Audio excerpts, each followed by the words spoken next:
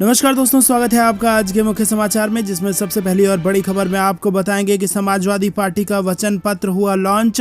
अखिलेश यादव ने महिलाओं, किसानों और युवाओं को लुभाया। इसी के साथ दूसरी बड़ी खबर में आपको बताएंगे कि भाजपा के संकल्प पत्र पर अखिलेश यादव का बयान, बोले वो हर बार झांसा देते हैं, यूपी की जनता अब उन पर विश्वास नहीं करेगी। और इसी के साथ तीसरी बड़ी खबर में जिक्र होगा कि 10 फरवरी को होगा सियासी घमासान, प्रधानमंत्री नरेंद्र मोदी और राहुल गांधी होंगे आमने सामने। चौथी खबर में आपको बताएंगे कि मुख्यमंत्री ममता बनर्जी की हुई यूपी चुनाव में एंट्री, कहा पहले गंगा में लाशें बहाने के लिए माफी मांगे योगी, उसके बाद ही मांगे वोट। और इसी के साथ पांचवी बड़ी खबर में जिक्र होगा कि प्रचार का शोर खत्म होने से पहले प्रियंका गांधी का आगरा में शक्ति प्रदर्शन, रोड शो से बनाया माहौल। दोस्तों, हर एक खबर की गहराई में आपको ले जाएंगे, लेकिन उससे पहले आप अभी इस वीडियो को लाइक जरूर कीजिए और अगर चैनल पर नए हैं तो लाल बटन को दबा के चैनल को सब्सक्राइब करके घंटी बजाकर कमेंट में लिखिए जय हिंद। और रुक करते हैं सबसे पहली और बड़ी खबर की तरफ, जहां पर आपको बता दें कि समाजवादी पार्टी ने किए हैं कई बड़े वादे, वचन पत्र कर दिया है लॉन्च। जी हां दोस्तों, यहां पर उत्तर प्रदेश विधानसभा चुनाव के लिए समाजवादी पार्टी ने मंगलवार को अपने वचन पत्र का ऐलान किया। समाजवादी पार्टी ने कहा कि सभी फसलों के लिए एमएसपी प्रदान की जाएगी और गन्ना किसानों को 15 दिन के अंदर भुगतान सुनिश्चित किया जाएगा। सभी किसानों को सिंचाई के लिए मुफ्त बिजली और ब्याज मुक्त लोन की व्यवस्था की जाएगी। पार्टी प्रमुख अखिलेश यादव ने मंगलवार को प्रेस कॉन्फ्रेंस में ये जानकारी दी। घोषणा पत्र में किसानों, महिलाओं, स्टूडेंट और आम लोगों के लिए लोक लुभावन वादे किए गए। गौरतलब है कि बीजेपी ने सुबह ही अपना संकल्प पत्र लॉन्च किया था, जिसमें महिलाओं को हर साल 3 मुफ्त सिलेंडर, छात्राओं को स्कूटी, किसानों को मुफ्त बिजली जैसे कई अहम चुनावी वादे किए गए थे। किसानों के लिए अहम ऐलान करते हुए कहा गया है कि सभी फसलों को एमएसपी के अंदर लाया जाएगा और 2025 तक सभी किसानों को कर्ज मुक्त किया जाएगा। सभी किसानों को सिंचाई के लिए मुफ्त बिजली देने, किसान आंदोलन में शहीद हुए किसानों के परिवारों को 25 लाख रुपए का वादा भी घोषणा पत्र में किया गया है। महिलाओं, लड़कियों के लिए कहा गया है कि महिलाओं को सरकारी नौकरी में 33% आरक्षण दिया जाएगा और लड़कियों की शिक्षा को केजी से लेकर पीजी तक मुफ्त किया जाएगा। और इसके अलावा महिला सुरक्षा के लिए 1090 को फिर से लाया जाएगा, जिसके तहत महिलाएं ईमेल और व्हाट्सएप पर एफआईआर दर्ज करा सकेंगी। महिलाओं को हर साल 2 मुफ्त सिलेंडर देने का वादा भी घोषणा पत्र में किया गया है। घोषणा पत्र में गरीबों को प्रतिवर्ष 18,000 रुपए पेंशन देने की बात कही गई है। वहीं सभी गरीबों को हर महीने 2 सिलेंडर मुफ्त दिए जाएंगे। समाजवादी थाली हर जिले में शुरू की जाएगी और 10 रुपए में खाने की थाली दी जाएगी। ऑटो रिक्शा चालकों को हर महीने 2 लीटर मुफ्त पेट्रोल कही गई है और हर महीने 300 यूनिट मुफ्त बिजली देने का वादा किया है समाजवादी पार्टी ने अपने वचन पत्र में। दोस्तों, रुक करते हैं अगली बड़ी खबर की तरफ। भाजपा के संकल्प पत्र पर अखिलेश यादव का बयान, बोले वो हर बार झांसा देते हैं, यूपी की जनता अब उन पर विश्वास नहीं करेगी। जी हां दोस्तों, समाजवादी पार्टी अध्यक्ष अखिलेश यादव ने यूपी चुनाव के लिए भाजपा द्वारा घोषणा पत्र जारी करने पर कहा कि भाजपा जनता का विश्वास खो चुकी है। वो हर बात पर जनता को झांसा देते हैं, अब जनता उन पर विश्वास ही नहीं करेगी। इसी के साथ अखिलेश यादव ने ट्वीट कर कहा कि जिनके वादे जुमले हैं, बातें झूठी हैं और जो हर बार जनता को झांसा देते हैं, वो घोषणा पत्र निकालें, संकल्प पत्र, वचन पत्र या शपथ पत्र निकालें। उत्तर प्रदेश की जनता अब इन पर विश्वास नहीं करेगी। भाजपा भरोसा खो चुकी है। किसान लखीमपुर, महिला हाथरस, युवा इलाहाबाद, व्यापारी गोरखपुर व आम जनता कोरोना को नहीं भूलेगी। भाजपा ने मंगलवार को अपनी चुनावी घोषणा पत्र जारी कर दिया है और भाजपा ने सत्ता में आने पर किसानों को सिंचाई के लिए मुफ्त बिजली, मेधावी छात्राओं को स्कूटी और 2 करोड़ लैपटॉप बांटने का वादा किया है। दोस्तों, रुक करते हैं अगली बड़ी खबर की तरफ। 10 फरवरी को होगा सियासी घमासान, प्रधानमंत्री नरेंद्र मोदी और राहुल गांधी होंगे आमने सामने। जी हां दोस्तों, उत्तराखंड में 10 फरवरी को सियासी घमासान होने वाला है। एक तरफ जहां चुनाव प्रचार को धार देने के लिए प्रधानमंत्री नरेंद्र मोदी उत्तराखंड आएंगे, तो वहीं कांग्रेस पार्टी के पूर्व राष्ट्रीय अध्यक्ष राहुल गांधी भी तीसरी बार उत्तराखंड के दौरे पर पहुंचेंगे। प्रियंका गांधी भी 12 फरवरी को उत्तराखंड में चुनावी रैली करेंगी। प्रधानमंत्री नरेंद्र मोदी 10 फरवरी को अल्मोड़ा आ सकते हैं। पीएम के आगमन के लिए भाजपा कार्यकर्ताओं ने तैयारी शुरू कर दी है। सोमवार को भाजपा पदाधिकारियों और कार्यकर्ताओं ने इस संबंध में एक बैठक की। भाजपा जिला अध्यक्ष रवि रौतेला ने बताया कि जिले में चुनाव प्रचार के लिए पार्टी के स्टार प्रचारकों के कार्यक्रम तय किए गए हैं। मंगलवार को केंद्रीय रक्षा मंत्री राजनाथ सिंह जागेश्वर क्षेत्र में जनसभा करेंगे। भाजपा के राष्ट्रीय अध्यक्ष जेपी नड्डा 9 फरवरी को जनसभा करेंगे। और दोस्तों रुक करते हैं अगली बड़ी खबर की तरफ। मुख्यमंत्री ममता की हुई यूपी चुनाव में एंट्री। कहा पहले गंगा में लाश बहाने के लिए माफी मांगे, फिर मांगे वोट। जी हाँ दोस्तों, आपको बता दें कि पश्चिम बंगाल की मुख्यमंत्री एवं तृणमूल कांग्रेस प्रमुख ममता बनर्जी ने भाजपा पर झूठ की राजनीति करने का आरोप लगाते हुए कहा कि यह पार्टी धर्म को भी उल्टा रूप देती है और वो असली हिंदू धर्म को नहीं मानती। उत्तर प्रदेश विधानसभा चुनाव में समाजवादी पार्टी का समर्थन कर रही ममता बनर्जी ने मंगलवार को समाजवादी पार्टी अध्यक्ष अखिलेश यादव के साथ संयुक्त प्रेस कॉन्फ्रेंस में भाजपा पर कड़े हमले किए हैं और उन्होंने कहा है कि भाजपा की राजनीति झूठी राजनीति है। वो धर्म को भी उल्टा रूप दे देते हैं, वो असली हिंदू धर्म को नहीं मानती। ममता बनर्जी ने प्रदेश की जनता से अपील करते हुए कहा कि भाजपा पूरे अगर आप इस खतरे को खत्म करना चाहते हैं तो आपको अपने पैर पर खड़ा होना पड़ेगा। अगर आप सब लोग इकट्ठा हो जाएंगे तो भाजपा हार जाएगी।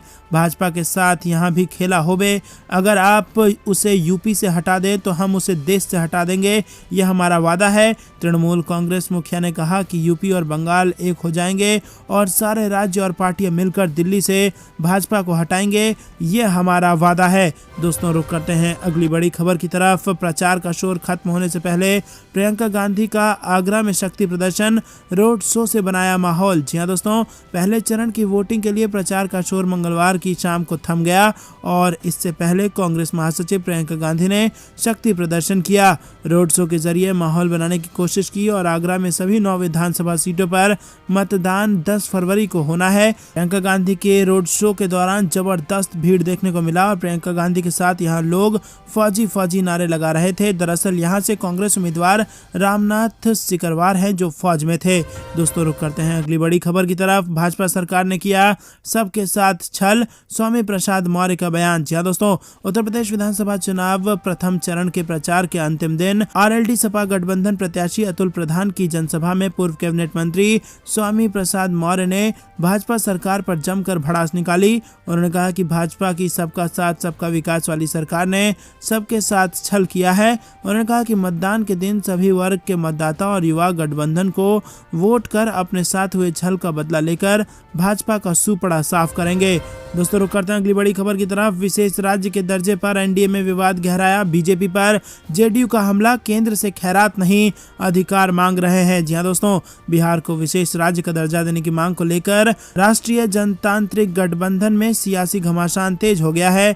भारतीय जनता पार्टी के प्रदेश अध्यक्ष संजय जायसवाल के बिहार की नीतीश सरकार पर हमले के बाद अब जनता दल यूनाइटेड के नेता उन पर हमलावर दिख रहे हैं। जेडीयू ने कहा है कि वो पीएम मोदी की केंद्र सरकार से खैरात नहीं अधिकार मांग रहे हैं और एनडीए में बीजेपी के सहयोगी हिंदुस्तानी आवाम मोर्चा ने भी बिहार को विशेष दर्जा देने के मुद्दे पर बीजेपी का विरोध किया है। उन्होंने कहा है कि विशेष दर्जे का विरोध वही करेगा जिसमें बिहारी डीएनए नहीं है। एनडीए में मचे इस बवाल पर राष्ट्रीय जनता दल व कांग्रेस सहित अन्य विपक्षी दल तंज कस रहे हैं। आरजेडी के नेता तेजस्वी यादव ने कहा है कि मुख्यमंत्री नीतीश कुमार केंद्र की अपनी ही सरकार से विशेष राज्य का दर्जा मांग रहे हैं। क्या अमेरिका के राष्ट्रपति विशेष राज्य का दर्जा देंगे? दोस्तों रुक करते हैं। पश्चिम में भाजपा का सूरज पहले ही चरण में हो जाएगा अस्त, अखिलेश यादव का बड़ा बयान। जी हाँ दोस्तों, आपको बता दें कि करहल की चुनावी जनसभा में भाग लेने आए समाजवादी पार्टी के राष्ट्रीय अध्यक्ष अखिलेश यादव ने लोहिया और बाबा साहेब के अनुयायियों को एक साथ आने का आह्वान किया और कहा कि मुलायम सिंह यादव, लोहिया और बाबा साहेब की नीतियों के साथ समाजवादी पार्टी के लोग आगे बढ़ेंगे। किसी के साथ भेदभाव नहीं होगा, सबके साथ न्याय किया जाएगा। और उन्होंने करहल सीट पर उत्तर प्रदेश में सर्वाधिक मतों से जीतने का आह्वान भी भीड़ से कर दिया। अखिलेश यादव ने कहा कि भाजपा के लोग चुनाव को दूसरी तरफ ले जाने का प्रयास करेंगे, षड्यंत्र किए जाएंगे, लेकिन पश्चिम से चुनाव की शुरुआत हो रही है और पहले ही चरण में पश्चिम में भाजपा का सफाया हो जाएगा भाजपा का सूरज हमेशा के लिए पश्चिम में अस्त हो जाएगा। अखिलेश यादव ने कहा कि ये चुनाव उत्तर प्रदेश के भविष्य का चुनाव है, बाबा साहेब के संविधान को बचाने का चुनाव है। समाजवादी लोग नेताजी, लोहिया और बाबा साहेब की नीतियों को लेकर आगे बढ़ेंगे। भाजपा के लोगों का सबसे पसंदीदा काम शौचालय का है और भाजपा ने ऐसी शौचालय बनाए हैं जिसमें पानी की व्यवस्था ही नहीं है। समाजवादी पार्टी की सरकार आएगी तो जितने भी बातें जनता से की गई हैं उनको पूरा किया जाएगा। दोस्तों, रुक करते हैं अगली बड़ी खबर की तरफ। सचिन पायलट को भरोसा, यूपी में चौंकाने वाले परिणाम देगी कांग्रेस। बोले भाजपा की तो आदत है फूट डालो और राज करो। जी हाँ दोस्तों, आपको बता दें कि ठंड से ठिठुरते उत्तर प्रदेश का चुनावी तापमान उबाल पर है। रण जीतने के लिए सभी दलों के सूरमा मैदान में उतर चुके हैं और कांग्रेस महासचिव एवं प्रदेश प्रभारी अभी तक अकेले मोर्चा संभाले हुई थी। पार्टी ने अब राजस्थान के पूर्व उप मुख्यमंत्री एवं युवा चेहरा सचिन पायलट को भी रण क्षेत्र में उतारकर चुनावी गर्मी को और बढ़ाने की कोशिश की है। सचिन पायलट ने चुनावी प्रचार की शुरुआत गौतम बुद्ध नगर की जेवर विधानसभा सीट से की है। विधानसभा चुनाव में कांग्रेस की रणनीति को लेकर सचिन पायलट ने बात की और उन्होंने कहा कि उत्तर प्रदेश में चौंकाने वाले परिणाम देगी कांग्रेस और भाजपा की आदत रही है कि फूट डालो और राज करो। दोस्तों, रुक करते हैं अगली बड़ी खबर की तरफ। राहुल गांधी का ऐलान, चरणजीत सिंह चन्नी होंगे पंजाब में कांग्रेस का मुख्यमंत्री चेहरा। जी हाँ दोस्तों, कांग्रेस नेता राहुल गांधी ने रविवार को लुधियाना में एक रैली के दौरान पंजाब विधानसभा चुनाव के लिए पार्टी के मुख्यमंत्री पद के उम्मीदवार की घोषणा कर दी है। राहुल गांधी ने कहा कि पंजाब में मौजूदा मुख्यमंत्री चरणजीत सिंह चन्नी ही कांग्रेस का मुख्यमंत्री चेहरा होंगे। राहुल गांधी ने कहा कि ये मेरा नहीं, पंजाब के लोगों का फैसला है। राहुल गांधी ने कहा कि चन्नी जी गरीब घर के बेटे हैं, गरीबी को समझते हैं और गरीबी से निकले हैं और उनके दिल में खून में पंजाब है। सिद्धू जी के दिल में और खून में पंजाब है। इससे पहले राहुल गांधी ने रविवार को लुधियाना के हयात रिजेंसी में पंजाब के मौजूदा मुख्यमंत्री चरणजीत सिंह चन्नी और पंजाब प्रदेश कांग्रेस कमेटी के प्रमुख नवजोत सिंह सिद्धू, पीपीसीसी के पूर्व प्रमुख सुनील जाखड़ और एआईसीसी महासचिव केसी वेणुगोपाल के साथ बंद कमरे में बैठक की थी। रुक करते हैं अगली बड़ी खबर की तरफ। अखिलेश यादव की करहल में हुंकार, बोले जनता इस बार भाजपा का ट्रांसफार्मर उड़ा देगी। जी हाँ दोस्तों, आपको बता दें सपा प्रमुख अखिलेश यादव पहली बार उत्तर प्रदेश विधानसभा चुनाव लड़ रहे हैं। समाजवादी पार्टी ने उनको मैनपुरी की करहल विधानसभा सीट से मैदान में उतारा है। वहीं नामांकन के कुछ दिन बाद उन्होंने करहल में हुंकार भरते हुए भाजपा सरकार पर जोरदार हमला बोला। यूपी के पूर्व मुख्यमंत्री अखिलेश यादव ने कहा कि इस बार जनता के उत्साह के सामने भारतीय जनता पार्टी का ट्रांसफार्मर उड़ जाएगा और मैं पूरे दावे के साथ कह सकता हूं कि भाजपा अपना ट्रांसफार्मर नहीं बचा पाएगी। इसके साथ उन्होंने करहल रैली में जबरदस्त भीड़ देखकर कहा कि कोविड नियमों का पालन करते हुए मैं ये कह सकता हूं कि इस चुनाव का सबसे बड़ा अगर कार्यक्रम कहीं हो रहा है तो करहल विधानसभा में हो रहा है। दोस्तों, रुक करते हैं अगली बड़ी खबर की तरफ। रोड शो और रैलियों पर प्रतिबंध बरकरार, लेकिन छोटी जनसभाओं में मिली और ढील। जी हाँ दोस्तों, आपको बता दें कोरोना संक्रमण की स्थिति में तेजी से हो रहे सुधार को देखते हुए चुनाव आयोग ने उत्तर प्रदेश, पंजाब सहित 5 राज्यों में हो रहे विधानसभा चुनाव के प्रचार में छोटी सीमाओं व इंडोर बैठकों में और ढील दे दी है। हालांकि रोड शो और रैलियों पर पहले जैसा ही प्रतिबंध बरकरार रखा गया है। इसके तहत खुले में होने वाली छोटी जनसभाओं में अब मैदान की कुल बैठक क्षमता के अधिकतम 30% लोगों की रहेगी, जबकि इंडोर हॉल में होने वाली बैठकों में हॉल की कुल बैठक क्षमता के 50% लोगों के शामिल होने की यहाँ पर अनुमति होगी। बैठक क्षमता का निर्धारण जिला निर्वाचन अधिकारी करेंगे। दोस्तों, रुक करते हैं अगली बड़ी खबर की तरफ। पटना में 15 फरवरी को बेरोजगारी मार्च निकालेंगे चिराग पासवान। जी हाँ दोस्तों, लोक जनशक्ति पार्टी के प्रमुख चिराग पासवान ने कहा कि वो 15 फरवरी को पटना में बेरोजगारी विरोध मार्च का आयोजन करेंगे।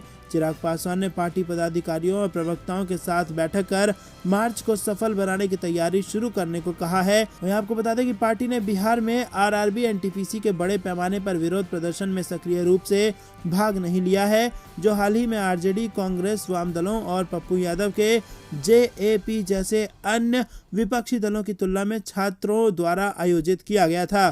दोस्तों, रुक करते हैं अगली बड़ी खबर की तरफ। चुनाव में पाकिस्तान के नाम पर विधानसभा चुनाव लड़ रही है भाजपा।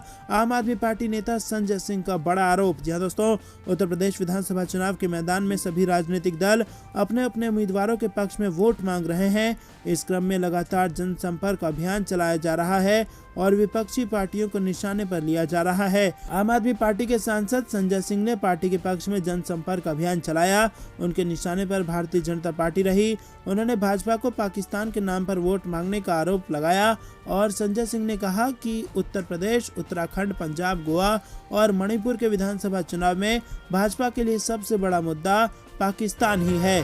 दोस्तों, रुक करते हैं अगली बड़ी खबर की तरफ।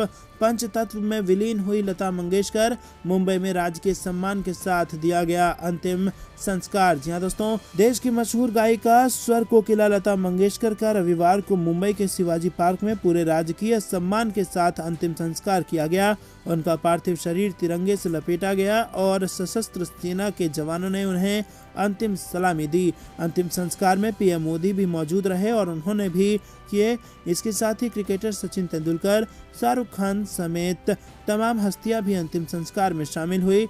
दरअसल 92 साल की उम्र में उनका निधन हो गया। उनके निधन पर राष्ट्रपति, प्रधानमंत्री से लेकर देश विदेश के लोग श्रद्धांजलि दे रहे हैं। मुंबई नगर निकाय के एक अधिकारी ने कहा कि दाह संस्कार की प्रक्रिया के लिए पार्क के लगभग 2000 वर्ग फुट क्षेत्र को बंद कर दिया गया है। महान गायिका के अंतिम संस्कार को देखने के लिए लोग दोपहर 1 बजे से पार्क में पहुंचने लगे थे। दोस्तों, रुक करते हैं अगली बड़ी खबर की तरफ। अब करोड़पति बन गए हैं योगी आदित्यनाथ। मुख्यमंत्री बनने के बाद बढ़ गई है संपत्ति। जी हां दोस्तों, गोरखपुर शहर विधानसभा सीट से भारतीय जनता पार्टी के प्रत्याशी बनाए गए मुख्यमंत्री योगी आदित्यनाथ ने शुक्रवार को नामांकन दाखिल किया और इस दौरान उनकी ओर से दिए गए शपथ पत्र के मुताबिक योगी की संपत्ति में पिछले 4 साल में करीब 59 लाख रुपए की वृद्धि हुई है और एमएलसी चुने जाने के समय उनकी संपत्ति 95,98,हजार रुपए थी, जो अब बढ़कर 1,54,00,000 हो गई है। पिछले लोकसभा चुनाव 2014 में सांसद रहते हुए योगी की संपत्ति 72,17,000 रुपए थी। शुक्रवार को दाखिल पर्चे के साथ दिए गए शपथ पत्र के मुताबिक मुख्यमंत्री के पास 2 असलहे भी हैं और इनमें से 1 लाख कीमत की एक रिवॉल्वर व 80,000 रुपए कीमत की एक राइफल भी है। योगी के पास कोई वाहन नहीं है। उनके पास डाकघर, संसद मार्ग, नई दिल्ली के खाते में 35,24,708 रुपए हैं, जबकि 2,33,000 रुपए का बीमा है। तो दोस्तों, करोड़पति बन गए हैं योगी आदित्यनाथ। रुक करते हैं अगली बड़ी खबर की तरफ। मुख्यमंत्री योगी की भाषा पर समाजवादी पार्टी को आपत्ति। मुख्यमंत्री के चुनाव लड़ने पर प्रचार पर रोक की उठाई मांग। उत्तर प्रदेश चुनाव से आई बड़ी खबर। जी हां दोस्तों, मुख्यमंत्री योगी आदित्यनाथ के द्वारा चुनाव प्रचार के दौरान उपयोग की जा रही भाषा पर समाजवादी पार्टी ने आपत्ति जताई है। चुनाव आयोग को पत्र लिखकर समाजवादी पार्टी ने एक चैनल के द्वारा मुख्यमंत्री के द्वारा इस्तेमाल की जा रही भाषा की जांच करने और उस पर सख्त कार्रवाई करने की मांग की है। समाजवादी पार्टी ने आरोप लगाया है कि लाल टोपी का मतलब दंगाई बताकर योगी आदित्यनाथ अपने भाषणों में उनके नेता अखिलेश यादव पर व्यक्तिगत निशाना साध टोपी को गुंडों और माफियाओं से जोड़कर पार्टी की छवि खराब करने का आरोप भी लगाया गया है। पार्टी ने मांग की है कि मुख्यमंत्री के इस तरह के बयानों के कारण उनके चुनाव लड़ने और प्रचार करने पर प्रतिबंध लगा देना चाहिए।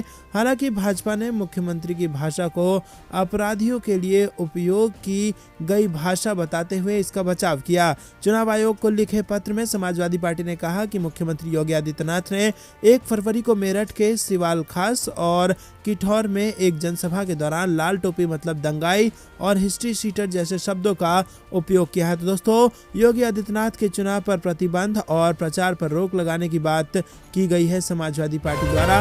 रुक करते हैं अगली बड़ी खबर की तरफ। राकेश टिकैत की अपील, भाजपा को वोट नहीं, बोले किसान हित में होते रहेंगे आंदोलन। जी हां दोस्तों, आपको बता दें कि भारतीय किसान यूनियन नेता राकेश टिकैत बीजेपी सरकार पर लगातार हमलावर हैं। राकेश टिकैत ने शुक्रवार को लोगों से बीजेपी को वोट नहीं करने की अपील की है। दरअसल संयुक्त किसान मोर्चा की बैठक हुई और इस बैठक के बाद किसान नेताओं ने प्रेस कॉन्फ्रेंस कर कहा कि विधानसभा चुनावों में किसान विरोधी बीजेपी को सजा देना होगा। राकेश टिकैत ने कहा कि बजट से बहुत उम्मीद थी लेकिन नुकसान हुआ है। उत्तर प्रदेश में हमारा सभी से ये सवाल रहेगा, जो भी वोट मांगने आएंगे उनसे पूछेंगे कि उन्होंने किसानों के लिए क्या किया। इस बीच टिकैत ने ट्विटर पर एक बयान भी जारी किया है। इसका शीर्षक है, इस चुनाव में किसान विरोधी बीजेपी को सजा दें। वहीं किसान नेता राकेश टिकैत ने सोशल साइट कू पर लिखा कि किसान हित की रक्षा हेतु सदैव आंदोलन का निर्माण होता रहेगा। रुक करते हैं अगली बड़ी खबर की तरफ। सांप्रदायिकता की राजनीति बदलनी है तो महिलाओं को आगे लाना होगा, प्रियंका गांधी का बड़ा बयान। जी हां दोस्तों, यूपी विधानसभा चुनाव के लिए प्रचार में जोर शोर से जुटी कांग्रेस महासचिव प्रियंका गांधी ने राज्य की योगी आदित्यनाथ और केंद्र सरकार पर जमकर निशाना साधा। उन्होंने कहा कि यूपी की जनता सरकार से परेशान है, रोजी रोटी कमाने में आम लोगों को बहुत मुश्किल हो रही है। जो छोटे और लघु उद्योग हैं इस इलाके में बुरी तरह से प्रभावित हुए हैं। कोरोना वायरस संकट के दौरान उनके लिए सरकार ने कुछ नहीं किया। जीएसटी लगाने से उनकी परेशानी और बढ़ गई है। प्रियंका गांधी ने कहा कि इस साल के बजट में भी उनके लिए कोई प्रावधान नहीं किया गया है। जो नेता जिन्ना और पाकिस्तान का जिक्र करते हैं उसका फायदा उन्हीं को होता है, जनता को कोई फायदा नहीं होता। प्रियंका ने सवाल उठाया कि जेवर एयरपोर्ट का उद्घाटन चुनाव से ठीक पहले क्यों किया गया। कई साल से आप सत्ता में हैं, अपने पहले जेवर एयरपोर्ट का उद्घाटन आपने क्यों नहीं किया। उन्होंने कहा कि किसान इन चुनावों में एक बड़ा फैक्टर है। किसानों की बदहाली बढ़ती जा रही है और उन्हें खाद नहीं मिल रहा है। खाद के लिए पेट्रोल और डीजल के दाम बढ़े हैं जिसका नुकसान लोगों को। तो दोस्तों, ये थी दिन भर कुछ बेहतरीन और बड़ी खबरें। तक बने रहने के लिए बहुत बहुत धन्यवाद। देख रहे थे आपका अपना चैनल जय हिंद जय भारत।